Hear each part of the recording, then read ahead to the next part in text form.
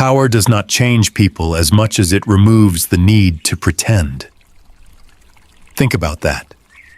When someone has nothing to gain from kindness, when there is no audience to impress, when they finally have the authority to reward, punish, include, exclude, help, ignore, protect, or humiliate, something quiet rises to the surface.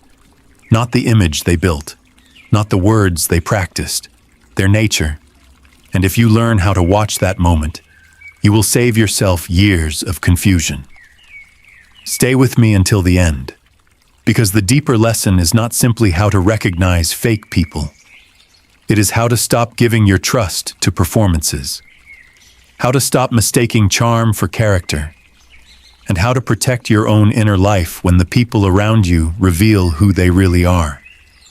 And if this kind of reflection speaks to you, subscribe quietly, not because I ask loudly, but because some ideas need to be heard more than once before they become wisdom. Welcome back to Guiguzi Strategic Wisdom. I'm David Welbeck, the writer behind this video. Today, I want to talk with you about something I have watched again and again in life, in families, in workplaces, in friendships, in marriages, in small communities, and in rooms where people were not nearly as important as they imagined themselves to be. If you want to see someone's true nature, do not only watch them when they are suffering, watch them when they are in power. Because suffering can make people humble for a moment. Loss can soften the voice. Failure can make even the proud speak gently. But power is different. Power gives instinct permission. Power tells the hidden self, you are safe now. You can come out. That is where the mask loosens. That is where the careful smile becomes a command. That is where the polite person becomes careless.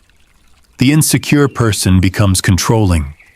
The resentful person becomes cruel. And the disciplined person becomes even more measured. Do you see the turning point here? Power does not create the seed. It waters what was already there.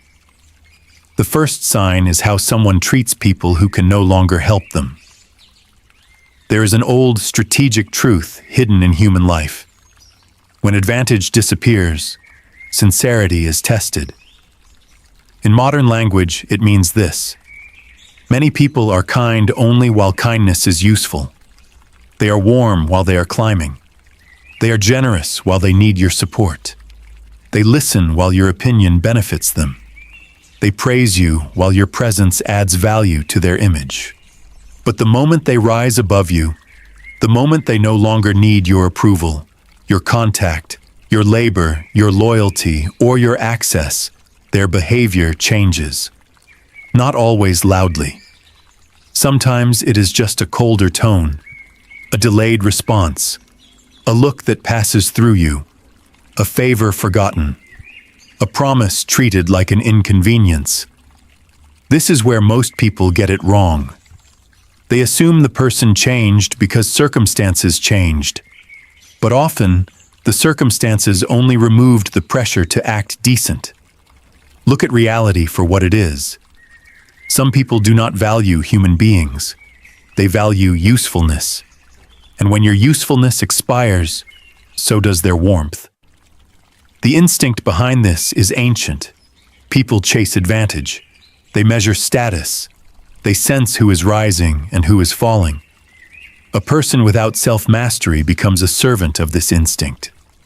They do not ask, who was loyal to me? They ask, who do I still need? That is not wisdom. That is hunger wearing nice clothes. I once knew someone in a professional setting who was almost painfully gracious when they were still trying to be noticed. I will call this person Claire. We worked in a modest office with old carpet, a shared coffee machine, and the kind of fluorescent lighting that made everyone look more tired than they really were. Claire was attentive, thoughtful, always thanking people for small things. She remembered birthdays. She checked in when someone was sick. She made herself appear emotionally generous. Then she was promoted. It was not a large promotion, not in the grand scheme of life. But to her inner world, it was a throne. Within 3 months, she stopped greeting the receptionist by name. She interrupted people she once asked for advice. She took credit for quiet work done by others. When an older colleague needed support on a project, Claire said with a little smile, "Some people just have to learn to keep up." I remember hearing that sentence and feeling something settle in me. Not anger, clarity. Because the real person had finally stepped out from behind the well-lit curtain. That is not confidence. That is revenge disguised as leadership. And this matters because if you misjudge people at this stage, you will keep investing in relationships that only existed because the other person needed something. You will keep explaining away disrespect. You will tell yourself they are busy, stressed, overwhelmed, adjusting. And maybe sometimes they are. But watch the pattern. A person with character may become busier in power, but they do not become contemptuous. A mature person may have less time, but they do not lose basic respect. A wise person may move higher, but they do not forget the hands that steadied them when they were still uncertain. So when someone gains influence, watch what happens to their memory. Do they remember who stood beside them? Do they still speak to people with dignity? Do they still show restraint when they no longer have to? Because one of the clearest signs of true nature is what a person does with those they no longer need. The second sign is how someone uses small authority. People often imagine power as something grand, a title, a fortune, a public office, a corner office with glass walls. But most true revelations happen in small places. A supervisor making the schedule, a parent controlling the mood of the home, a partner deciding when affection is given or withheld, a friend who becomes the center of a social circle, a person who has one small piece of information everyone else wants. Small power is still power, and small power is often more revealing because people do not guard themselves as carefully. They think the stakes are low, so their instinct comes out unfiltered. The spirit of old strategy would say, do not only study the mountain, study the hand that moves a single stone. In plain terms, you do not need to wait until someone becomes powerful in the world. Watch how they behave when they have even a little control over another person's comfort, access, time, reputation, or peace. Do they become fair? Or do they become petty? Do they become clearer? Or do they become theatrical? Do they use authority to create order? Or do they use it to make others feel small? Think about it. A person who cannot handle small authority will not become noble with larger authority. They will only become more efficient in causing harm. The psychology behind this is simple but uncomfortable. Many people carry private wounds they have never disciplined. They remember being ignored, dismissed, laughed at, controlled, or made to feel powerless. Then, when they finally get even a little authority, they do not use it to serve. They use it to reverse the old humiliation. They are not leading. They are settling a debt with life. This is why power can be dangerous in the hands of the insecure. The insecure person does not simply want things done. They want to feel superior while things are done. They want signs of submission. They want people to notice the change in their status. They want the room to bend slightly when they enter. That is not strength. That is weakness with a louder voice. You can see this in families. A person who earns more money may suddenly believe every opinion in the house should orbit around them. A sibling who becomes the caretaker of an aging parent may use that role to control the entire family narrative. A spouse who holds financial power may turn ordinary decisions into quiet negotiations for dignity. And in work, it can be even clearer. Someone gets authority over vacation days, assignments, introductions, or performance reviews, and suddenly their language changes. They stop asking. They start reminding. They stop collaborating. They start testing loyalty. The consequence is not only conflict, it is erosion. People begin to shrink around them. Conversations become careful. Honest feedback disappears. Love becomes strategy. Friendship becomes management. The room may look peaceful, but only because everyone has learned what not to say. This is where most people get it wrong. They think a peaceful room means a healthy room. Sometimes it only means fear has learned manners. The wise person watches for the emotional climate around power. Are people more honest around this person, or less? More alive, or more guarded? More creative, or more anxious? Because real power, held with maturity, does not need to make everyone tremble. It creates space. It protects what is valuable. It brings order without humiliation. And the person who can hold even a small amount of authority without becoming arrogant has already passed a test many people fail in silence. The third sign is how someone responds when they can get away with something. This is one of the deepest tests of character, because society often teaches people to ask the wrong question. The immature question is, will I be caught?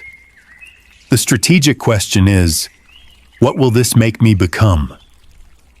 That difference is everything. There are people who seem honest only because the walls have cameras. They are loyal only because betrayal would cost them too much. They are polite only because witnesses are present. They are generous only when generosity will be remembered. They are faithful only when temptation is inconvenient. That is not character. That is calculation under supervision. Character begins where supervision ends. When a person can get away with something, the outer world becomes quiet, and the inner world becomes loud. There is no applause, no immediate punishment, no one standing at the door with a moral clipboard. Just desire, opportunity, and the private self. And this is where a person's real discipline is revealed. The spirit of strategy would say, the hidden road shows the traveler more clearly than the public road. In modern life, that hidden road may be a private message, a confidential conversation, a business expense, an emotional temptation, a moment when someone else is too trusting, too tired, too dependent, or too absent to defend themselves. It may be a friend sharing a weakness with you, and later you realize you could use it to gain social advantage. It may be a coworker making a mistake, and you realize you could quietly let them take the fall. It may be a relationship where someone loves you enough to forgive too much, and you begin to test how far their patience will stretch. Look at reality for what it is. Many people do not become cruel because cruelty is necessary. They become cruel because nobody stops them early enough. Power without accountability is a mirror. It does not flatter. It reveals. And the instinct behind this is desire. Not just physical desire, but the desire to win, to possess, to dominate, to be admired, to be excused, to be above consequence. Every person carries desire. I do. You do. Everyone does. The issue is not whether desire exists. The issue is whether desire has been trained. That is the difference between maturity and performance. A mature person is not someone without temptation. A mature person is someone who understands the cost of obeying every impulse. The fake person, however, believes the only real cost is being exposed. So when exposure seems unlikely, they become another person. They lie more easily. They take more than they should. They flirt with betrayal. They twist stories. They borrow trust and spend it like it belongs to them. This is where relationships are often destroyed, not by one dramatic explosion, but by a series of private permissions. A little dishonesty here, a small betrayal there, a convenient omission, a secret resentment, a moment of pleasure purchased with someone else's peace. And by the time the truth appears, the damage has already grown roots. Think about it. Many people do not lose their lives all at once. They lose themselves by negotiating with instincts they should have mastered. This is true in ambition, too. A person gets close to an opportunity, and suddenly their principles become flexible. They tell themselves, "This is just how the world works." They justify the shortcut. They flatter the powerful and discard the honest. They use private information. They betray a friend's confidence. They trade long-term character for short-term access. And sometimes it works. That is the dangerous part. Sometimes the dishonest person gets promoted. Sometimes the manipulative person becomes popular. Sometimes the fake person is praised as strategic because the consequences have not arrived yet. But fate has a longer memory than public opinion. Not mystical fate. Not lightning from the sky. I mean the slow accumulation of consequences. The way people eventually stop trusting you. The way your own heart becomes restless. The way every false advantage creates another debt. The way success built on betrayal requires more betrayal to maintain it. That is not victory. That is a cage with better furniture. So when you want to understand someone, do not only watch what they do when rules are visible. Watch what they do when the rules become invisible. Watch how they handle secrets, access, temptation, dependency, and trust. A wise person understands that the private self is the foundation of the public life. If the foundation is rotten, the house may still impress people for a while, but it will not stand in bad weather.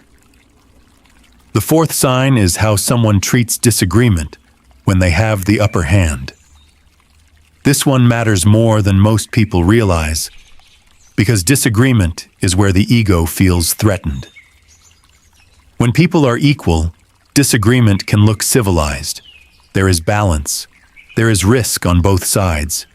Each person must choose words carefully, because the other person can walk away, push back, expose them, or withdraw support. But when someone has the upper hand, disagreement becomes a test. Do they listen? Do they punish? Do they become curious?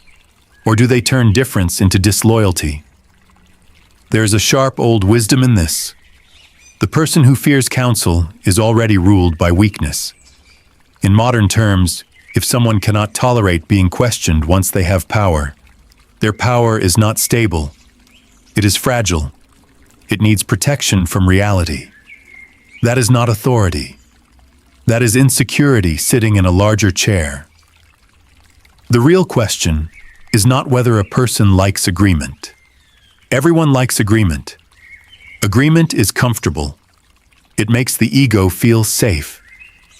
The real question is whether they can remain composed when someone tells them something they do not want to hear. Because life will not always agree with us. People will disappoint us. Plans will fail. Children will grow into their own minds. Partners will have needs we did not predict.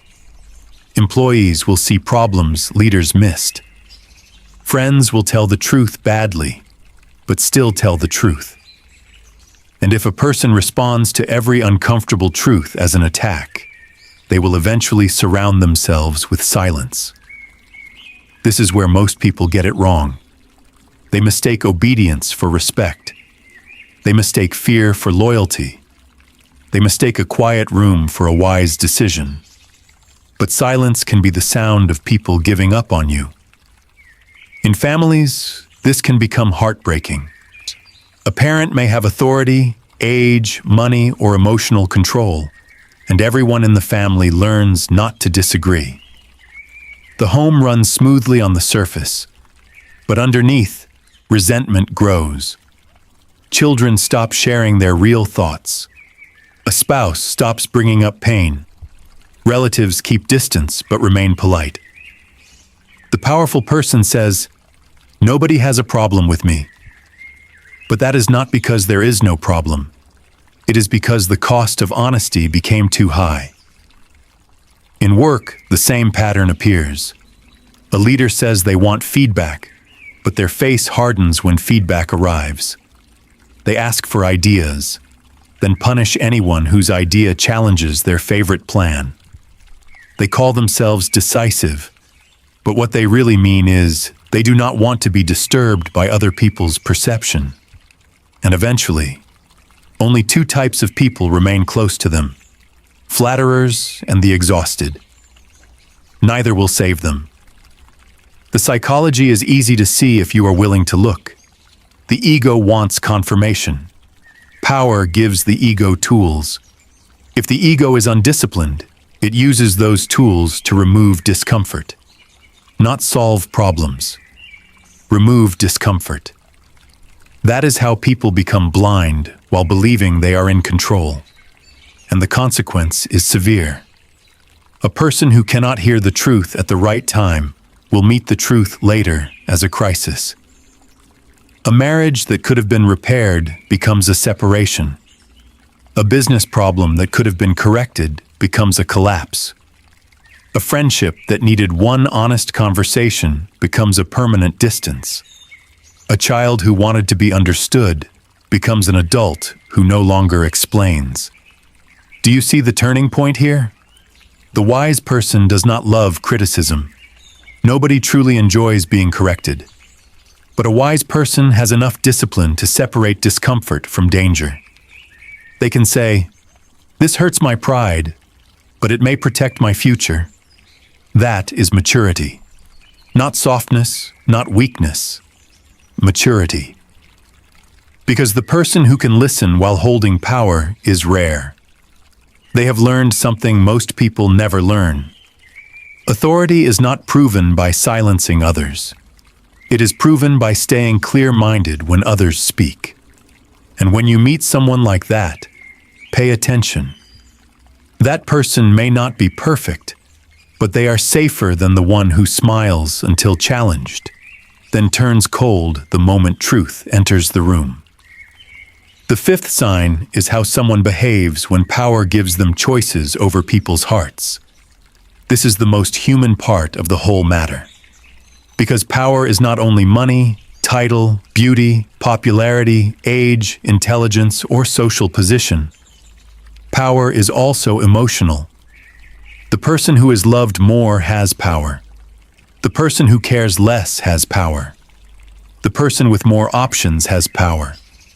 The person who knows your fear of abandonment has power. The person who controls the timing of attention, apology, intimacy, approval, or silence has power. And if you want to see someone's true nature, watch what they do when they realize another person is emotionally exposed to them. This is where philosophy comes down into lived reality. Time, relationships, family, work, social pressure, loneliness, trade-offs, betrayal, misjudging people, choosing the wrong moment, losing yourself while trying to hold on to others. This is no longer an abstract discussion about power.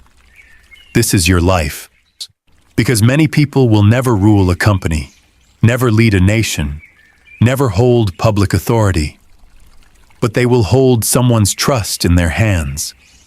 They will hold a partner's vulnerability, a friend's secret, a child's need, a parent's dependence, a co-worker's reputation, a lonely person's hope. And what they do in that moment reveals everything.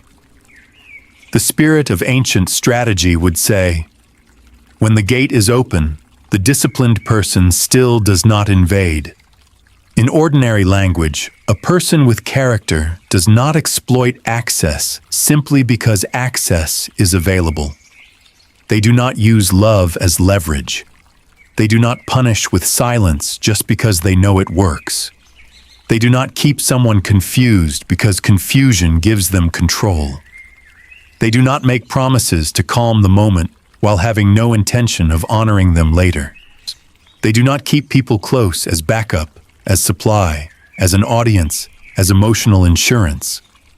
That is not affection. That is appetite. And the instinct behind it is fear mixed with desire. People want to be wanted. They want options. They want attention without responsibility, loyalty without sacrifice, admiration without honesty. They want to be free while keeping others attached. So they become vague. They say enough to keep hope alive, but not enough to offer clarity. They disappear, then return with warmth. They apologize without changing. They make you feel guilty for needing what they once promised freely. And if you are naive, lonely, or afraid of loss, you may keep explaining it. You may say they are complicated. You may say they have been hurt before. You may say the timing is bad. You may say they do not know how to express themselves. Maybe some of that is true. But listen carefully. Pain may explain behavior. It does not excuse exploitation. A person's wounds do not give them the right to turn your heart into a waiting room. That is where many people lose themselves. Not because they are foolish, but because they care. They remember the good moments. They hold on to the version of the person that appeared at the beginning. They keep hoping that if they are patient enough, gentle enough, loyal enough, useful enough, the truth will return. But sometimes the truth has already returned. You just do not like what it revealed. The consequence of misjudging emotional power is costly. You may lose years trying to be chosen by someone who enjoys being chased more than they value being honest. You may become smaller in a family where love is conditional. You may stay in a workplace where approval is used like a leash. You may confuse anxiety with attachment, intensity with depth, and inconsistency with mystery. Look at reality for what it is. The person who truly values you will not need perfect conditions to show basic respect. They may be imperfect. They may struggle. They may need time. But they will not repeatedly use your vulnerability as a tool for their comfort. This is the emotional center of the lesson. Power reveals whether someone protects what is weaker than them or feeds on it. And there is no clearer window into a person's character than that. So what truly reveals a fake person? Not one mistake, not one bad day, not one moment of weakness. What reveals a fake person is the pattern that appears when advantage is on their side. When they have power, when they have options, when they can ignore you without consequence, when they can benefit from your silence, when they can take more than they give, when they can get away with something, when they can rewrite the story and still be believed. That is where the mask begins to fail. A fake person performs sincerity when sincerity is profitable. They speak of loyalty when they need loyalty. They praise humility when humility improves their image. They act wounded when accountability arrives. They confuse charm with goodness, attention with love, and confidence with strength. But watch them in power. Watch whether they protect or exploit. Watch whether they remember or discard. Watch whether they listen or punish. You watch whether they become calmer or more arrogant. Watch whether they use your trust as something sacred or as something convenient. The real question is not, who are they when everyone is watching? The real question is, who are they when the world gives them permission? Because many people are not honest by nature. They are honest by limitation. Many people are not kind by character. They are kind by strategy. Many people are not loyal by depth. They are loyal by dependency. And when the limitation disappears, the strategy changes. This is why so many people mistake performance for sincerity. We judge too early. We trust the opening scene. We believe the voice, the manners, the soft words, the shared pain, the public image, the temporary generosity. We forget that every person can act well when acting well serves them. Think about it. A person trying to win your trust will often look more thoughtful than a person who has already earned it. A person trying to rise will often look more humble than a person who has already arrived.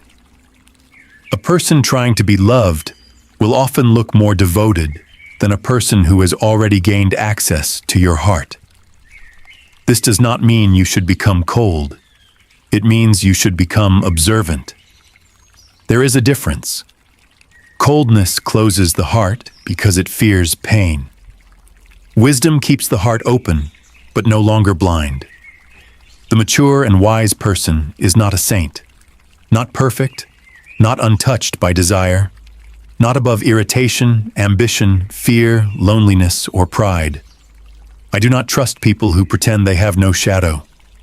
I trust people who know their shadow well enough not to let it drive. A wise person knows what matters. They know what to protect. They know what to let go of.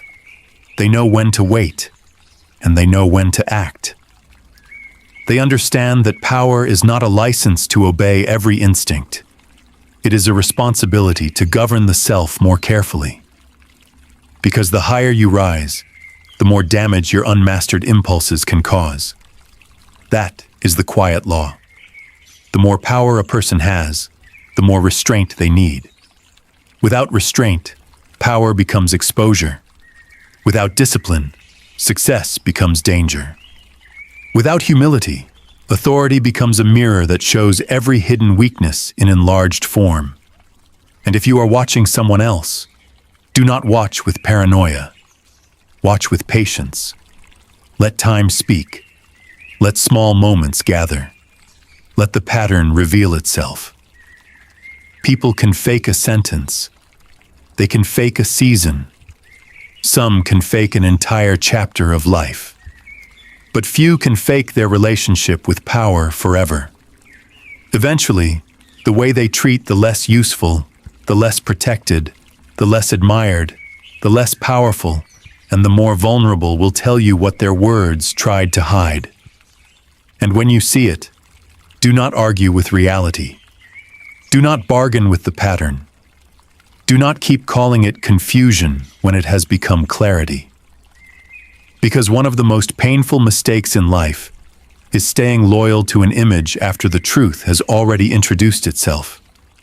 You may love someone. You may respect what they once seemed to be. You may remember their better moments. But strategy is not cruelty. Clarity is not bitterness. Walking away from someone's false image is not betrayal. Sometimes it is the first honest act you have done for yourself in years. And if the person you are watching is you, then the lesson goes even deeper. Ask yourself what power has revealed in you. When you had the upper hand, did you become careless? When someone needed you more than you needed them, did you become less gentle? When you could win an argument, did you choose understanding? When you could get away with something, did you protect your character? When you had the chance to punish someone who disappointed you, did you confuse justice with revenge? This is not a question for public performance. This is private work. And private work is where a life is shaped. Because in the end, character is not proven by the image we protect. It is proven by the restraint we practice when nobody can force us to be decent. That is what power reveals. the person who was pretending, the person who was disciplined, the person who was hungry, the person who was whole. So if you want to know someone's true nature, watch them when they rise. Watch them when others depend on them. Watch them when they are praised. Watch them when they are obeyed. Watch them when they can ignore a promise, bend a rule, shame a weaker person, keep someone waiting, or take credit without being challenged. And also watch the rare ones, the ones who become more careful with power, the ones who become more generous with influence, the ones who do not need to humiliate others to feel elevated, the ones who can hold authority without losing tenderness, the ones who can be loved without exploiting love, the ones who can be trusted with another person's weakness. Those are the people worth keeping close, not because they are perfect, but because they have learned the oldest and hardest strategy of all. They can govern themselves, and the person who can govern themselves is less likely to destroy what life places in their hands. Thank you for staying until the end. This is Guiguzi Strategic Wisdom. If this reflection gave you clarity, subscribe if you have not already. Share it with someone who may need to hear it at the right time. And leave a comment with your own thoughts or experience, because often, the wisdom we need is hidden in what someone else has survived. Continue the journey with this channel. Keep watching people with patience. Keep protecting your inner life. And when power comes into your own hands, even in the smallest form, remember what it is really testing. I'm David Welbeck, the writer behind these videos.